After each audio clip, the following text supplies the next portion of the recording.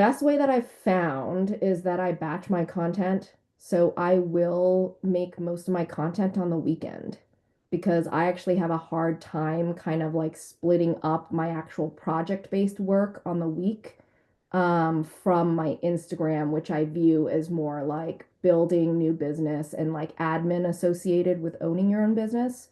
So during the week, I'm very like head down, creating construction plans and doing project site visits. And then on my weekends, when I'm not spending time with my family, probably I do actually most of my content at night after I put the kids down. Um, Maybe like 4 hours on the weekend, 2 hours each night. I will create all my content then and then just kind of like post it first thing in the morning. So I wake up in the mornings and I will just post something in the morning. And I find that that's the best. If I get going with my day, I will not remember to post anything. So to me, it's more important that I post it than based on like what time my audience is viewing it, you know.